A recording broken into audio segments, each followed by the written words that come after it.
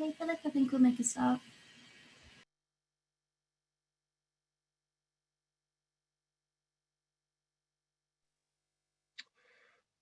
Okay then, so well, good morning everybody, bright and early. This is the second of our PIN seminars, which are arising out of the book that we've just published that I will unashamedly advertise. This book is called Productivity in the Pandemic. I have to say it's a terrific book. It's over 300 pages, 21 chapters, authored by 43 scholars and researchers from all different parts of the UK and also internationally, people working in different arenas, looking at the challenges of the post-COVID, whatever that means, the post-COVID context. This builds on our earlier book that was published earlier last year, which was Productivity Perspectives, which was very, very widely and highly regarded. Again, looking at all the different interactions in the jigsaw puzzle, which underlines our productivity paradox, productivity puzzles, all the different elements. And today we're moving on from that. The second book builds very much on a lot of the insights of the first book, but tries to tackle head on the particular aspects associated with the pandemic shock on our economy and how we're going to move forward in the coming years. So we have three speakers. We're delighted. So our first speaker is Dr. Katie Jones from Manchester Metropolitan University, and she's going to be speaking about her work on active labour market policy. She's authored one of the chapters in our book. Katie was one of the pioneer research grant holders in our funding cycle. She won one of the major projects, and we're delighted to say that on the basis of that, she's moved on and she's just won a new large ESRC grant to expand and develop her work over the coming years. So that's testament to the quality of what she's been doing. Our second speaker is Jonathan Cook. John is our theme lead within the Productivity Insights Network on the policy agenda. John, along with co-authors, wrote an absolutely tremendous chapter in our first book on Productivity Perspectives. I think it's really a unique piece of work mapping out the policy landscape across the UK over the last 25, 30 years of how institutions and policymakers have thought about the productivity challenge and how that thinking has waxed and waned and changed and overlapped and in some sense contradicted itself as well. I really recommend that to people. And now he's been working with Tim Vorley on particularly the innovation policy element of that. How can that contribute and help to the post-COVID recovery environment? Our third speaker will be Professor Ian Doherty. Ian is Dean of the School of Advanced Studies at University of Stirling. Ian leads on our transport and infrastructure theme work within the Productivity Insights Network. Again, in the first book on Productivity Perspectives, he co-authored a tremendous chapter looking at the issues about what do we really know or not know about infrastructure investment and its links with the wider productivity debate. And as we see that, that's a complicated issue. It's much less straightforward than many people might imagine. And now working with Tom Forth and other colleagues, Ian's written one of the chapters in the book, and it's focusing particularly on the links between sustainability, the role of public investment, infrastructure, productivity, and how we have to tackle the sustainability agenda in the post-COVID environment. So these are the three broad themes that our speakers will be presenting on today.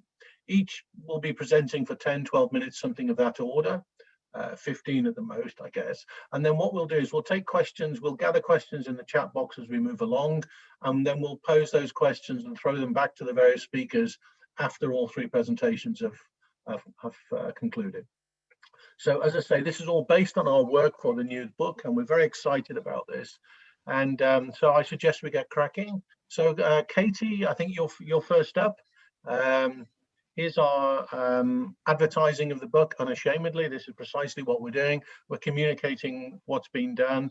And if you just look at the comments on the back of the book from Sir Paul Collier, from Tony Danker, Director General of the CBI, the book is already receiving a lot of high praise. So we're very excited about this.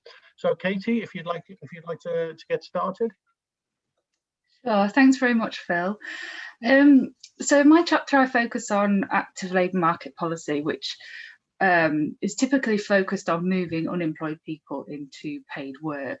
Now, in the UK, universal credit is now the main vehicle for such policies. This is now the main benefit for those who are out of work on a low income on a low income, and it replaces what were previously separate systems of out of work benefits like job seekers allowance and in work benefits like working tax credits. Now, UK policymaking in this area has for a long time been underpinned by what's known as a work-first approach, which really prioritises fast work entry through emphasising quite intensive job searching. So out-of-work claimants will typically engage in job searching for 35 hours per week. You might be familiar with the mantra that looking for a job should be a full-time job in itself. And these conditions are underpinned by support from work coaches in job centres, but also by financial sanctions if claimants fail to do what they're expected. I think what's less well known, and that was a focus of the earlier Productivity Insights Network project, is that because universal credit is also an in-work benefit, work search expectations may extend to those in work. Now, what this will look like at the moment isn't clear. It's a policy in development, but the government's own trialling and current guidance for employers is suggestive of a sort of work first, then work more approach. So if you're in work on a low income, then you might be expected to engage in activities to increase your hours and look for more jobs and more hours. Although the DWP has been consulting more recently on what works to support genuine in-work progression, which I think is a good sign. Now, what's all this got to do with productivity? Well, we know that the UK's recovery from the 2008 financial crisis was characterised by both low unemployment, but also low productivity. And whilst policymakers were keen to ascribe a large part of the success of record employment to the introduction of universal credit, they have been less keen to take credit for the long tail of low pay, low productivity work that underpinned much of that. And whilst the government's ambition for a higher pay, lower welfare society forms a key part of its productivity plan, I think the mechanisms through which universal credit might result in productivity improvements are unclear. So in my chapter and through other work with PIN, I've tried to explore that issue a bit further by taking three key productivity related issues. So first of all, employment quality, second of all, well-being, and then finally skills. And building on the groundwork of the PIN team in book one, I explore these issues in relation to the existing evidence base on active labour market policies. So drawing on this, I argue that in continuing to fixate on the behaviour of individual claimants, policymakers have neglected to consider the wider economic context of a jobs market that's characterised for many by insecurity and low pay. Work-first approaches, as I say, emphasise movements into jobs quickly, but they emphasise movements into any job, often regardless of job fit or quality, which undermines our broader efforts to increase job quality.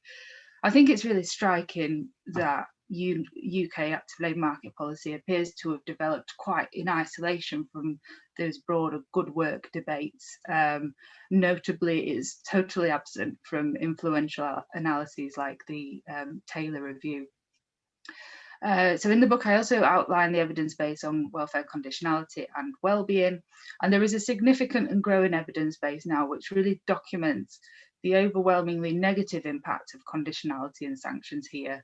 It's triggered negative health outcomes for many and can also work against the sort of objectives of the policy and can make future employment less likely if sanctions-based conditionality rather than support is extended to those in work through universal credit. I think there's a real risk that the already poor well-being of insecure workers is made even worse, and this was certainly a concern for the employers that we interviewed in our small PIN project. Thirdly, thinking about skills, which should be a key part of any policy and intervention, I think, focused on productivity and supporting people. It's fair to say, though, that recent research hasn't tended to focus on skills and the educational content of UK active labour market policy, although some studies have highlighted a lack of tangible support in this area and a real narrow range of training options, which are just not reflective of the varied skills needs of our economy, and a sort of, it's quite a sector blind approach. I've interviewed many claimants over the past few years, and training options appear limited to either a construction health and safety certificate or a security badge. I'm yet to find other examples, but please do get in touch if you're working on that, because I'd love to link up with anyone else that's interested in that topic. So I argue that Work First was an unproductive approach in so-called normal times, but now as the UK faces unprecedented levels of unemployment and underemployment because of the Covid-19 pandemic, it's crucial now that we take a different approach, especially if decent work and productivity remain high on the agenda. Instead, I argue that we need a better, more ambitious, and ultimately a more productive approach to active labour market policy, which emphasises job quality, which supports people to access quality opportunities to develop their skills, and has a positive rather than a negative impact on well-being. Finally, I'll just sort of end on this point that whilst policymakers have long been convinced of the merits of conditional welfare for those experiencing unemployment and poverty, it is striking that the same logic has not been applied to employers. I came across this phenomenal statistic the other day from Liz Sace at the LSE, and in her report she writes, disabled people are over 60 times more likely than employers to face sanctions for non-compliance with requirements. In 2015 to 16, disabled people were sanctioned 69,570 times for missing appointments or infringing work-related conditions of their benefit payment. Employers in the same year were in effect sanctioned only 1,100 times when disability discrimination cases were either settled or won by a disabled person at an employment tribunal. Now is the time for rebalancing the conditionality consensus, bringing employers into the equation, and making the unprecedented support which has been made available to businesses conditional on upholding workers' rights and practices such as workforce investment and development. And finally, increasing minimum wages and incentivising, and in some cases requiring employers or commissioners to pay living wages, for example, in sectors like social care, should also, and has also, and hopefully will continue to gain more support as we emerge from this crisis. I'll stop there, Phil.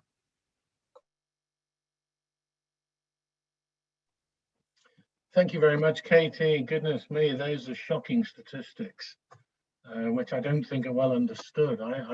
That's new to me. Goodness me, that makes you think first thing in the morning.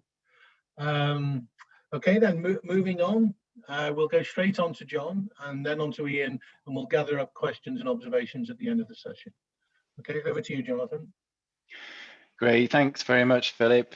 So I'm going to spend the next few minutes talking about the chapter that I've written with Tim Vorley on the role of innovation policy. So the chapter looks at some of the effects of the pandemic on innovation activity and how innovation policy might support recovery and also resilience. So supporting a sort of a more resilient recovery from the shock caused by the pandemic. So there are three key messages which we come back to throughout the slides. So there's the risk to innovation activity from a lack of financial capital.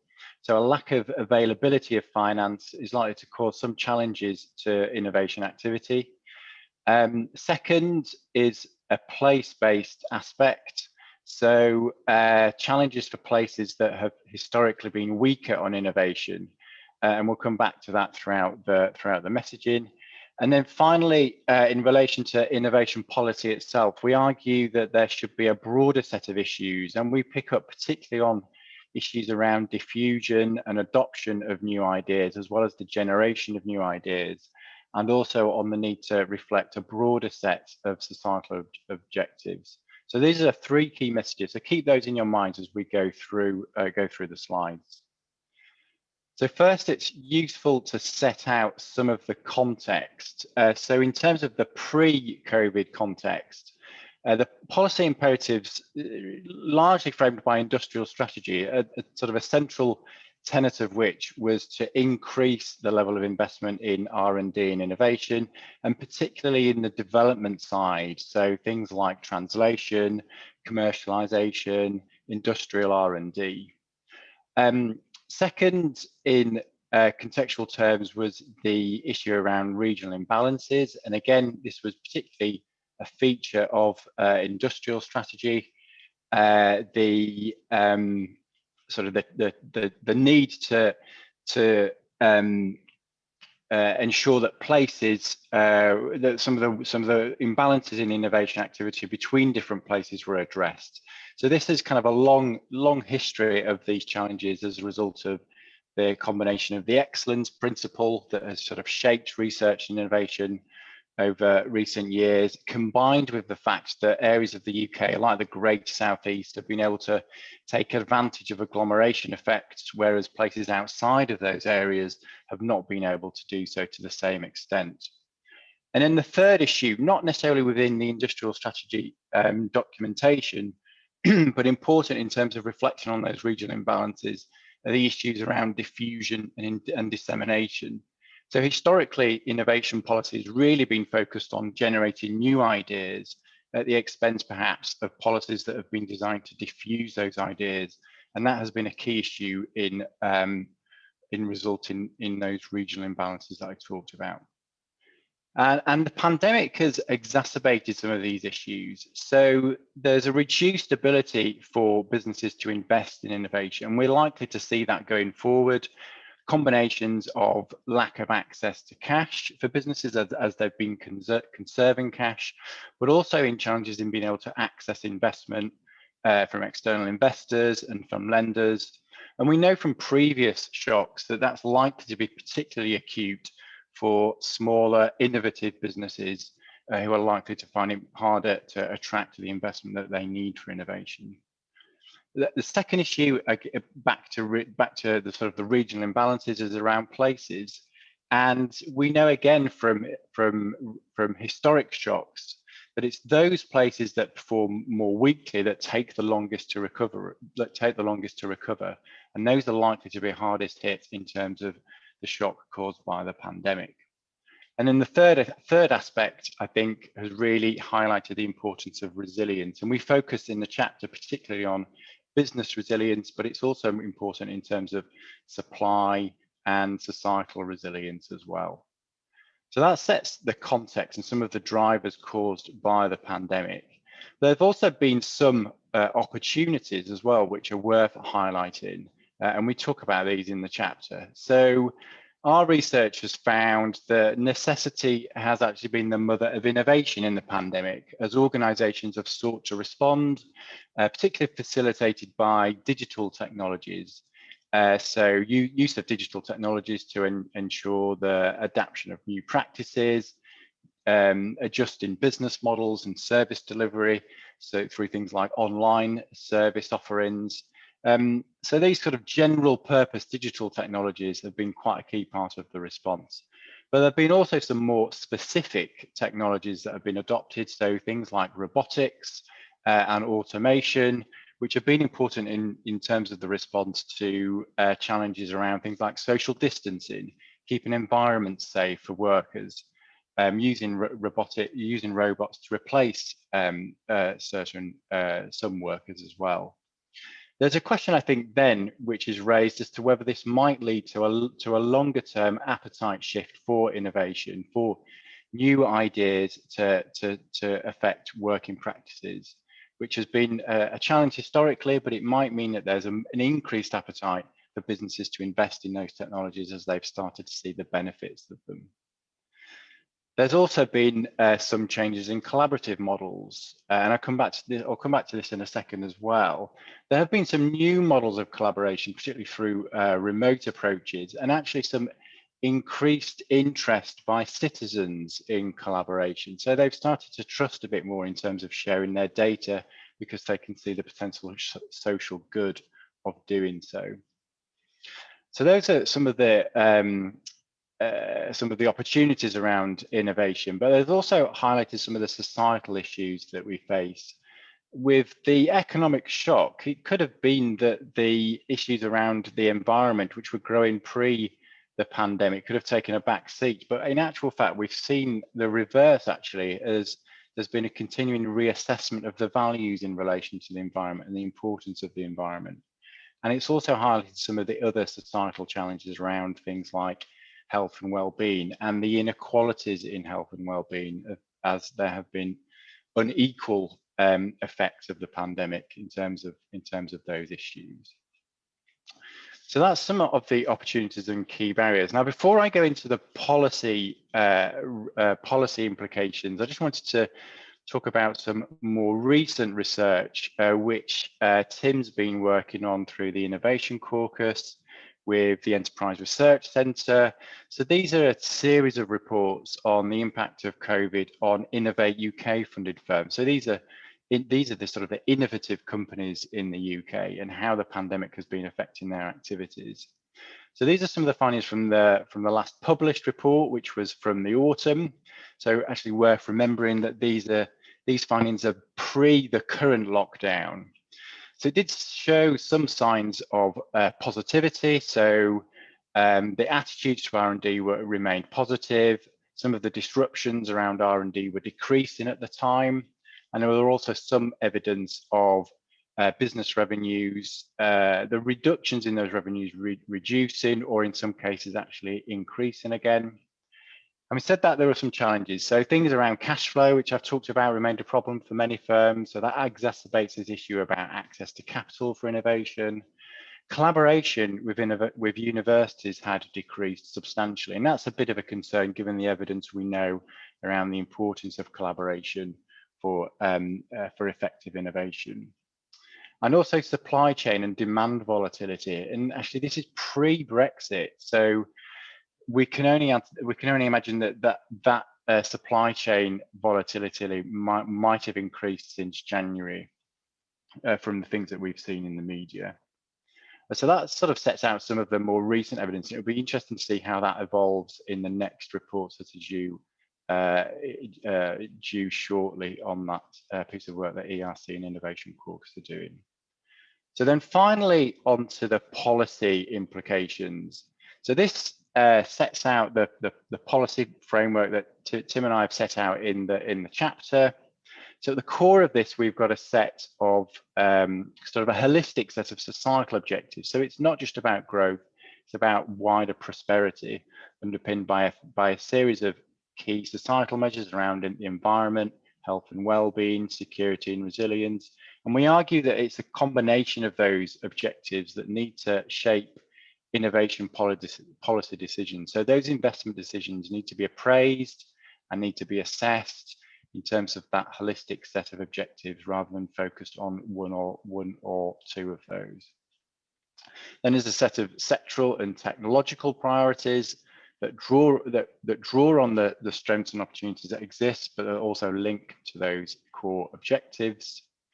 And then around that, we have a set of interventions or policy enablers. And we've grouped those into two related areas. So there's a set of innovation policy enablers. So they include some of the traditional things around investment, around networks and collaboration, but we also highlight the importance of the role of the diffusion and adoption of ideas. And then around the right-hand side, we've got the wider enablers. So this recognizes the importance that innovation policy needs to be linked to wider policy imperatives. If it's done in isolation, then it just won't be as effective. So it's important to see where the interdependencies are between things like skills, citizen engagement, infrastructure, and places, and those innovation policy enablers. So how do skills contribute to effective diffusion and adoption of ideas? And those interdependencies need to form an increasing part of how innovation policy is linked to wider policy going forward. So I'll leave it there. Philip, back to you, and invite any questions. Thanks a lot, John. I think we're more or less up on time in terms of where we expect it to be. So I think we'll move straight on to Ian now, and then we'll have a discussion and quite a Q&A when all three presentations are finished. So Ian, I'm going to hand over to you now. Thanks a lot. Okay, thanks very much, Philip. Good morning, everybody. So our chapter, which I've written with some good friends and colleagues from the Institute of Transport Studies at Leeds, and also the UDI Data Institute in Leeds, is about the changes in travel demand and behaviour that we've seen during the phases of the pandemic to date, and what that tells us about future travel demand and the impact of changes that we've seen in behaviour over the last year in terms of how that will play out in future. So what I'm going to do in my 10 minutes is show you some of the outputs from the original empirical research that we put together during the pandemic first wave, in which our chapter was based, and then, just as John's done, actually give you some emerging sort of policy questions which policymakers in government and beyond are grappling with right now, and they're summarising the 3 bullet points there. As I'm sure you realise, the pandemic has brought about genuinely an unprecedented shock in terms of demand for travel, and also how we travel around and for what kinds of purposes. The economic rationale of how we organise the system, and in particular the rail network, which costs us almost 1% of GDP, is now highly uncertain. And for at least the last 10 or 15 years, our transport investment priorities have been driven by a particular understanding of how the economy works and how the spatial location of activities and ideas such as agglomeration economics as a stimulus to improve productivity have been at the forefront of decision making, and they're now completely challenged in a way that they haven't been really through that paradigm that's, as I said, lasted for 15 or 20 years or so. And then finally, the other emergency, of course, we're facing, as well as the public health emergency of COVID, is the climate emergency. And it's the intersection between these two, which I think is going to drive the policy debate as we emerge from our current pandemic situation.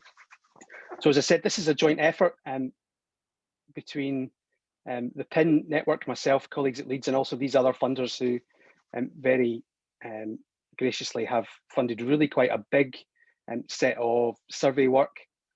Our research design that underpins the content of the chapter is summarised in this slide. So we've got a basis, a core of a really large household survey. We've got a panel of around 9,000 households in 10 regions across England and Scotland. And that's supplemented by some interviews with members of the public drawn from that panel to get some more detailed understanding of how their travel demand and behaviour is changing. And then Greg and myself have been doing this third element at the bottom, which is a set of policy interviews with very senior and elite policymakers from across the transport sector to understand how they've been responding. So at the beginning of the chapter, we set out how the transport sector went into the pandemic, as it were. And I don't think I've ever seen a better example of what you might call strategic surprise than what people reported to us. So you may well know that a global respiratory pandemic was the #1 risk identified in the UK government's National Risk Register. But, and despite there being really quite elaborate networks for strategic exchange of information between government departments and between key private sector firms across the transport sector, there was very little of that understanding that made it into individual firms' risk registers, or more importantly, the operational understanding of the transport system itself. So for those operators, for example, that we did, so we were able to identify the presence of a pandemic as a major risk, that was really all about being able to make sure that staff numbers were sufficient to be able to continue to operate public transport services. There was absolutely no understanding or conception of the extent to which a global pandemic would affect the core demand for travel as the economy had to adjust very quickly. Now, those of you who, like me, became avid viewers of the Downing Street briefings in the early stages of the pandemic will have seen that the transport network was one of the main sources of data that the Prime Minister and the scientists giving those briefings used to try and illustrate to the public what was happening in terms of lockdown. And at the end of the first wave of the virus following the initial lockdown last spring, this was a summary slide that was used at the last of that series of Downing Street briefings, where they looked back on travel demand and summarised what had happened to it over the first lockdown. And you can see an unprecedented collapse in demand across just about all modes. So in the top left-hand corner, you've got a summary of motor vehicles effectively driving, and you can see that it fell quite quickly and then began to recover. But in some of the other curves, particularly those that describe public transport, so you've got bus outside London in the green curve in the top centre, the railway network in purple on the bottom left, and then TfL services in the bottom centre, you can see that there was an unprecedented, completely unprecedented collapse in demand. And on the rail network, that was as much as 97% of demand that disappeared. But really importantly, you can see on the left of each of the graphs, travel demand began to change and change very significantly before formal lockdown was imposed on the 23rd of March last year. So you could see that people's economic behaviour was driving their travel behaviour very, very early on in the experience of the pandemic. And that's an important distinction that I'll come back to. Something else which is unprecedented is about the way that government has been communicating with the public about trying to change behaviour all the way through the pandemic, and trying to change behaviour to become more environmentally sustainable has been a key policy objective for many, many years. But we very quickly entered into a situation where ministers were trying to tell people not to travel, and in particular, not to use the most sustainable modes.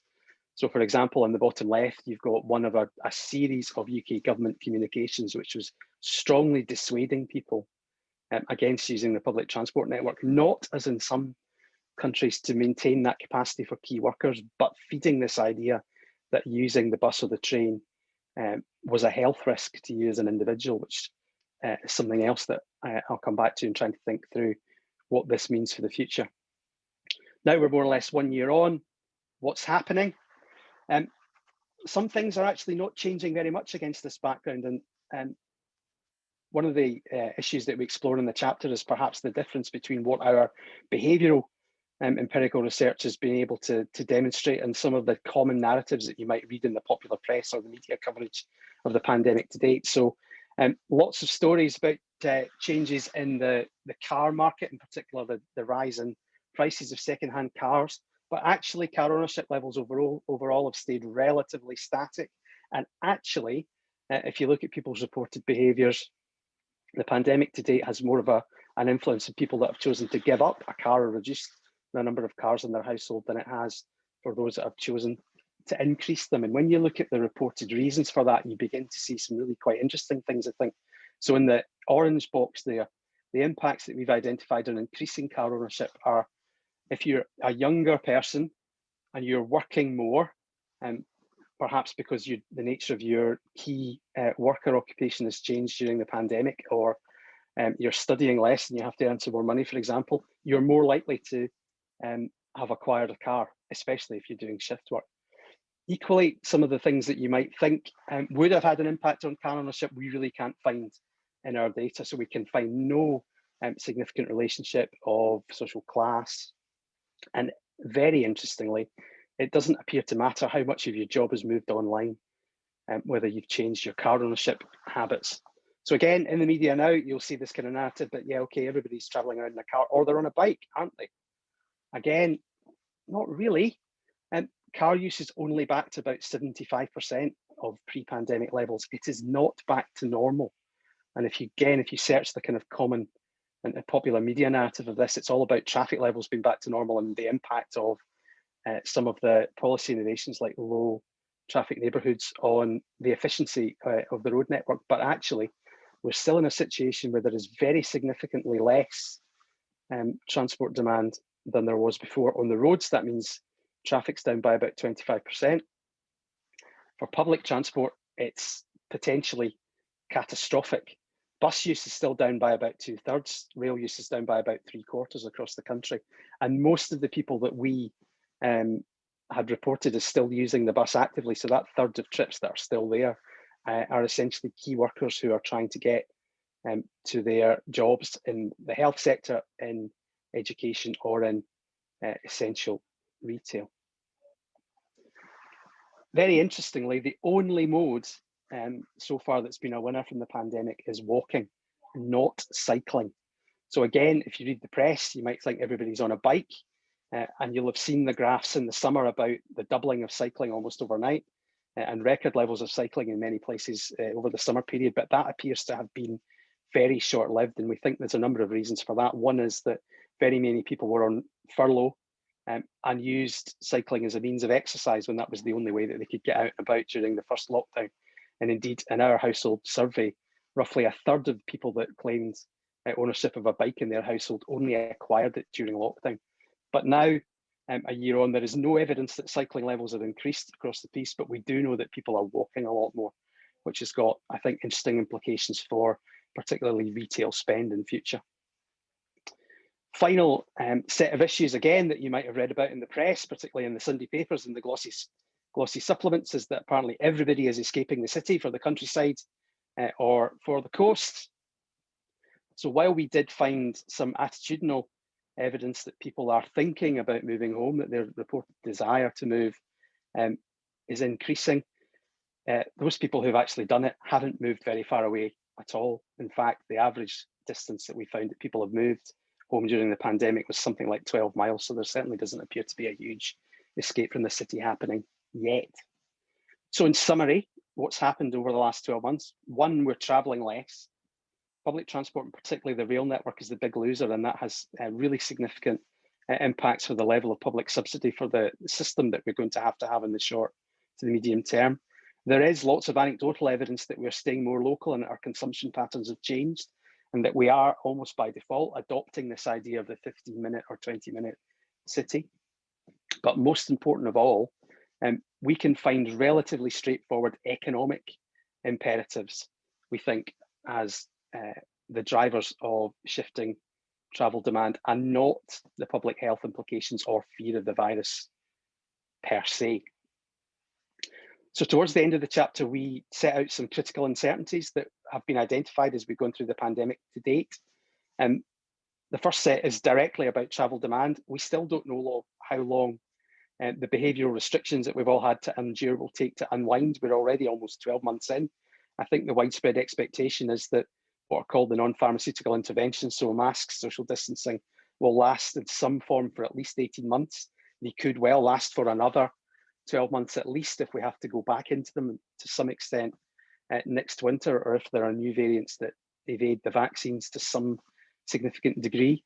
So we, in the modern era, have never embedded that kind of level of behaviour change in people's everyday life before, and there is significant uncertainty about how that will programme our behaviour over the medium and long term. We also, of course, don't really know about the size and the shape of the recession in terms of how that's going to hit different sectors differentially. And given that travel demand is highly derived from base economic activity, there are all kinds of future unknowns, I think, for how people will travel around over the next few years. And finally, and this is an emerging issue, which I'm sure you've all seen in, again, much of the popular debate about the economic impacts of the pandemic. Our city centres are under huge strain. There's very significant churn and closure in the retail sector in particular, which has been really badly affected. But also, given that white collar work has effectively moved online, we really don't know what's going to happen to city centres as places. And that's important, as I said at the outset, because for the last 10, 15, 20 years, we've constructed our entire transport policy around making it easier for people to travel into core cities in the morning. Then there's a set of second order effects really from that, which underpin our basic understanding of transport economics and just how upended that's been. Is there a financial model for public transport in future? The railways are costing us 1% of GDP, roughly double in some cases what they did before the pandemic. At some point when fiscal consolidation begins to happen, there will be very difficult questions about whether that's a good use of public money, and you can already see significant service cuts across the rail network that have begun to take effect from the December timetable change, and I think that's just a sign of things to come. If commuting and business travel reduce permanently, i.e. for the forecasting horizon, then what happens to these fundamentals of planning and investment decision making, like the value of time, agglomeration economics, and all of these methodological bases that we've used to determine where we invest our public money. Again, just in the last few days, you'll have seen some really interesting stuff beginning to appear in the press about the 25 billion or so roads programme in England over the next 5 years. And if traffic stays at around 75% of normal, there is effectively no economic case under our current rules to invest in many of these infrastructure projects, and how government will deal with that will be really interesting to watch. And finally, on uncertainties, and this is our next research target, and we've just secured, thanks to PIN again, a small grant to kickstart this. What really is going to happen to property markets, both commercial and residential, as location decisions adjust to match people's travel behaviour? We already know from long-standing research that people who commute less often are prepared to commute much further. So for example, if you only have to go to London 1 or 2 days a week, you're quite happy to take 2.5 hours to do that if you don't have to do it every day. So what will happen over the long term to location decisions of work and home? And to finish, at the end of the chapter, we tried to summarise these moving parts, as it were, into 3 harsh realities for recovery that we challenge decision makers to think about, and to think about quickly, to make sure that we do grasp the opportunity of coming out of the pandemic in a positive way. So if you look back a year or so to January of last year, just before the pandemic hit, despite what everybody said, there were no credible policy pathways evident for transport to decarbonise according to our Paris commitments and UK government policy. So can we lock in that lower travel demand that we've seen over the last year and avoid wasting the best opportunity that we will have to change travel behaviour during the time that we have to meet our decarbonisation trajectories? Secondly, can we embrace uncertainty actively, and can we change those investment priorities I've talked about to make sure that we're not trying to solve yesterday's problem? One of the great dangers that we've found in our policy interviews is that, such as the slow movement of the system, there are still transport projects being approved whose business cases reflect a world that perhaps no longer exists. So can we avoid that? Can we avoid the fallacy that we will return to normal in future and start to invest in things which are robust and resilient under various different scenarios? And finally, one of the experiences of the pandemic is that government has learned it can make decisions really quickly. So will we acknowledge that? And importantly, will we come to the public realization that it's no longer technology which is the problem in terms of changing our behaviour or enabling low carbon change, and it's simply the political will to take the decisions that locks in at that lower overall level of mobility in the economy? We can do it. We know now that the economy is functioning with much less physical mobility than it's had before, and we have to maintain that if we're going to meet our carbon commitments. Thanks very much. Thanks very much, Ian, and thank you to Jonathan and Katie. 3 fascinating presentations, and as I say, each of these build on chapters which are very, very detailed in the book, and you'll see that they just throw up so many questions. I have a question from Gary Dimsky that was framed with regard to Ian, but I think I'd like to open it up to all 3 presenters actually. In terms of the material you're working on and the issues you're thinking about, from your perspective, whether it's on kind of active labour market policies, innovation policy, or the infrastructure, environmental challenges, what do you think the issues are in terms of the phrase we hear all the time, we're going to build back better? Precisely what do you think that means? What do you think the challenges are? Do you think it's possible? And what do you think the caveats are? So maybe if I start with Ian, given that you've just been on a springboard. Sorry, Ian, but if we go Ian first, then we'll go in reverse order. If we do it that way, Ian.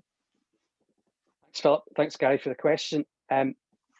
So if you go back to the chapter in the first book that Philip mentioned that we had on transport infrastructure, we restated something which I think is now relatively well known in the academic literature, but is still actively ignored in lots of areas of policy making, which is that the links between physical infrastructure investment and economic growth and development and productivity are much, much less strong than people would like to have us believe. And I think it's about time that we understood that, and that simply building better high capacity infrastructure doesn't in itself generate more or higher quality economic activity.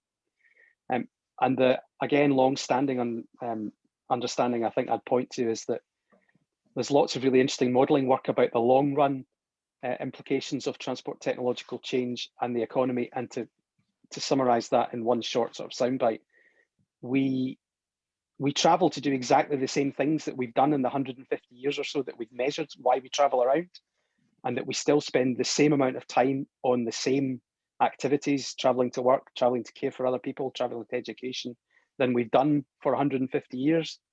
All that transport technology has enabled us to do is to travel further to do the same things. So there is an opportunity, given the decarbonisation agenda here, I think, to say, okay, there's lots of evidence about this stuff. We've, for various political reasons and the desire to build shiny things, the kind of Bent Flyvbjerg critique, but also a kind of fetishization of increased technology. We've continued to spend huge amounts of money on public infrastructure when the economic case for it hasn't always been particularly strong. Now is our opportunity to think differently about that, and to wonder whether facilitating genuinely low carbon forms of travel, i.e. walking, improving the quality of urban neighbourhoods and trying to stimulate a different spatial structure of the economy, this might be the best opportunity we'll ever have to do that. Thanks, Ian. Jonathan, what's your view on from the innovation perspective on the Build Back Better narrative?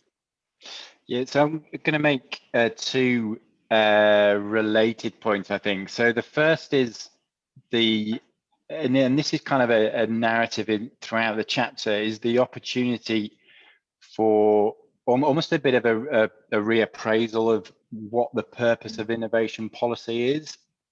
So historically, it's been focused to a large extent on economic growth.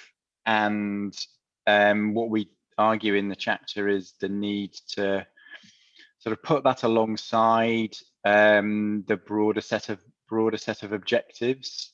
So there have been moves towards that through things like Industrial Strategy Challenge Fund, so through to sort of for clean growth, transport technologies, and so on.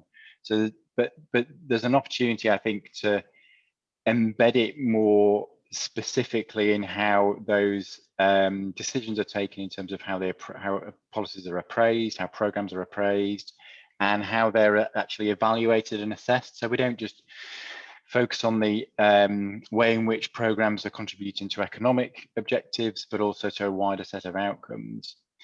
And then the sort of second related point to that then is the role of government spending in trying to support pulling through those innovations. So in things like transport technologies or in energy technologies, and the way in which government as a sort of a major investor can sort of stimulate the demand for those types of products and speed up the way in which they can be pulled through from idea stage.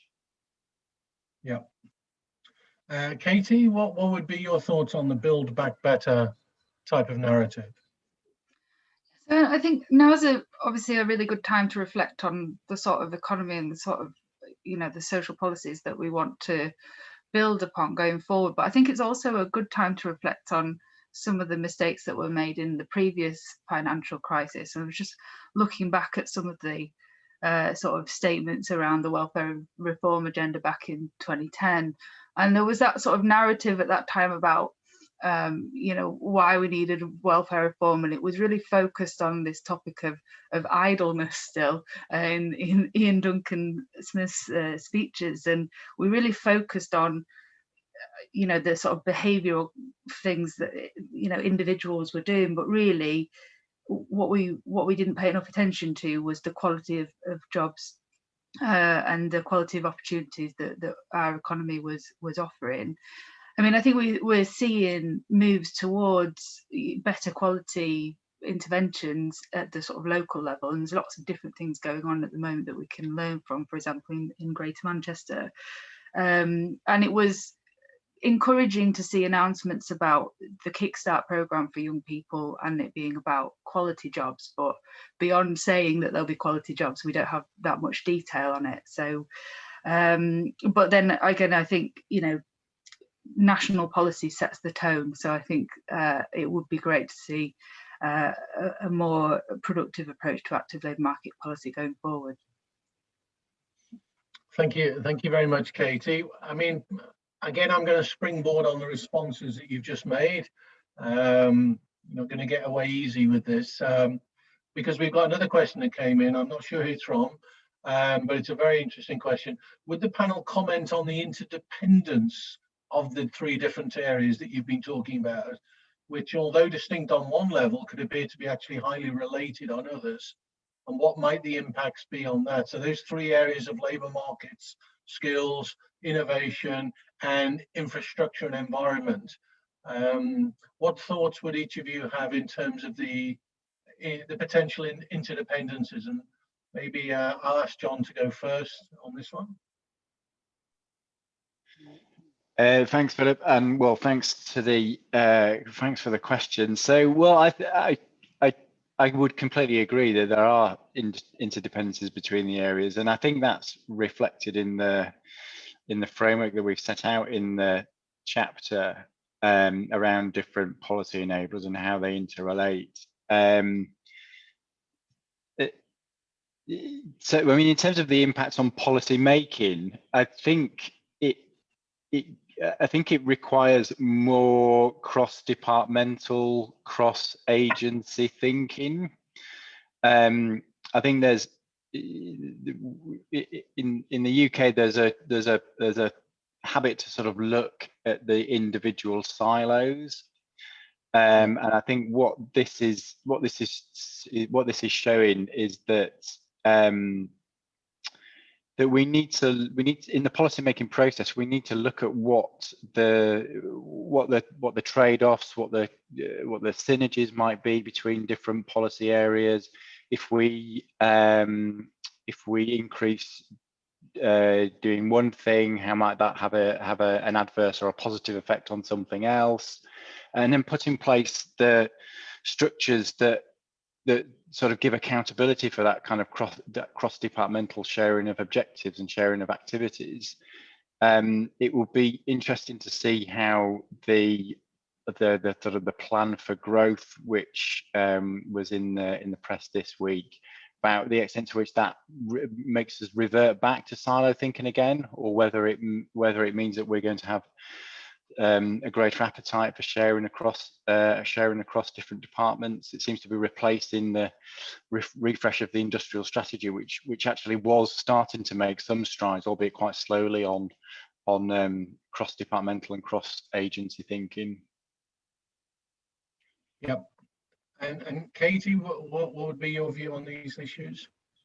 Well, I mean, absolutely, they're completely interrelated. I mean, poor quality public transport creates barriers to work. It prevents people taking up better quality opportunities. And, you know, if we don't have a public transport system, for example, that serves people, we underserve particular groups, such as young people, women, and people on a low income. I think what John said about the importance of cross-departmental working, I mean, sort of make the point about active labour market policies and really not really matching up at all with the good work agenda. And I think all of these policies should feed into that. So I will have a look at the plan for growth and see if active labour market policy is a key part of that. It would be interesting to see if these policies are more integrated, because I think they are often presented as quite separate worlds. They do some work around apprenticeships and skills. Yeah, it seems like a different room to the room that people are talking about welfare reform and how unemployed people are supported and treated. Adam Brown from Cambridge Econometrics has asked a question. He said there's a current academic debate as to whether a long-run move towards remote or hybrid work becoming the norm for certain portion or proportion of the population will either ameliorate or exacerbate existing spatial inequalities. What would be your thoughts on this question? Maybe I'll start with Ian on this one. Thanks, Philip. Just to answer the previous question a little bit first as well, there's been a particular constituency that's been the target of transport policy across the UK for the last 20, 30, 40 years, and they are largely white middle-class car-owning men. So if you look at what we spend our money on, we make it easier for people that have already got a good job to travel to where they want to be quicker and more cheaply. And if ever there was a time to challenge that, it's now, surely. So again, just reiterating particularly what Katie said there, I think it really is time for a change of priorities to look at underserved groups and the sort of really unexciting but essential types of transport that millions of people rely on, otherwise known as the bus. Adam's question, isn't it too early to tell, Adam? But having said that, the short run empirical stuff that we've seen, so colleagues at Sheffield that published the Zoom Shock report the other day, there's a pretty obvious short-term correlation between incomes and social class and type of occupation and the extent to which people have been able to pivot to do that online versus key workers who still have to travel to the supermarket in the morning. So there's a really obvious short-term, I think, socioeconomic gradient there that we also need to do something about. But the great unknown here for me is what all of this is going to do for the trajectory of automation. So I do wonder about the white-collar jobs that have moved online relatively straightforwardly are also, in many respects, the ones which are ripe for the next round of AI innovation and automation. And so I think it might be in workers' interest to maintain some degree of hybrid type model in future where that interpersonal interaction still is part of our kind of societal understanding of the value of work, because if we don't do that, then I think there might be a whole set of unintended consequences we'll unleash that we might come to regret. Johnny, what would be your kind of view on these types of issues? Well, yeah, I mean, I think it's very difficult to say. I mean,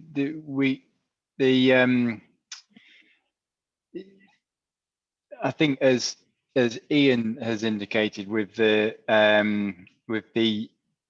potential for automation, and we've seen in the pandemic the responses of different organizations to trying new technologies, and whether that actually might signal an increased appetite to invest in things like robotics, in things like automation, and that may have some effects on job destruction, but it might also create new forms of jobs. So I think the way in which I think the nature of work is potentially, if that becomes a longer term shift, is potentially going to change quite drastically. I think also actually in the long run, hopefully post pandemic, then actually it may be quite hard to say that it's going to exacerbate spatial inequalities, because just because you would hope that restrictions become more relaxed and so on and so forth. So I think it will do in the short term in response to Adam's question, but I think in the long term it's very difficult to say. I think we'll draw this conversation to a close in a second. I'd like to address one question that's coming from Nick Clifton. His question is, are there things that we can learn from outside of the UK, not necessarily specifically about the COVID response, but maybe that as well, but more generally in terms of better, less policy thinking which is locked into previous models? Are there any examples in the arenas that you're thinking about that would be useful to take a look at and to think about? I don't know, Katie, do you have any thoughts on that in terms of labour policies, for example? Sure. I mean, I think if you look at the sort of level of investment and spending in active labour market policies, the UK is quite near the bottom of the pile there. So I think having a look at where the investment is stronger, having a look at countries where they take more of a train first type approach would be instructive. So some of the Scandinavian countries, for example. I mean, I think it would be, we talk a lot in this country, I think, about having world leading public services. And it would be good to see that replicated for our public employment services, because it's a vital public service, and I think we need to hold it in higher esteem. And I think that way it will help to improve the quality of the support that's available for people who are unemployed or on a low income. And Ian, what would your thoughts be in terms of the infrastructure environmental interface? Yeah, so I think my emerging summary answer to that, Philip, is that we're understanding the gap between our rhetoric and the reality of what we actually spend our money on in a much more fundamental way than we perhaps have done for a long time. And I back that up by saying that another really unfortunate reality I think that we're about to encounter now, when people ask the really difficult questions about can we afford to keep the networks we've got going in the long term, given the drop in demand, is that, you know, the spatial structure of our political economy just isn't sustainable. There is this ginormous elephant in the room called London, which sucks in so much physical capital investment, and just in the way that many of our core cities went through, you know, really quite destructive and quick processes of deindustrialization in the 1970s and 1980s, for example, there must be a significant risk now that the last 20 years or so of really huge physical transport investment that we've put into this idea of trying to shuttle as many people in and out of central London in the morning and evening peak as we possibly could is going to look like sunk investment without much of an economic future. So some real lessons here about macro level spatial planning, I think, and also the importance of thinking through future scenarios and having resilient investment choices. And Jonathan? Yeah, so in terms of the innovation arena, so I think that it's similar to Katie had sort of highlighted Scandinavian countries, so Finland, for instance, where they've used innovation to sort of think about changes to think about things like rebalancing in terms of regional rebalancing and sectoral rebalancing. Also Singapore. I'd also actually mention Estonia in terms of the way in which they've embraced digital, which I think will be particularly important as an enabling technology post pandemic. Well, thank you all three of you for your presentations. It's been super interesting. As I refer to again, that the material that each of the panelists has been discussing today is contained in different dimensions in the chapters in the book.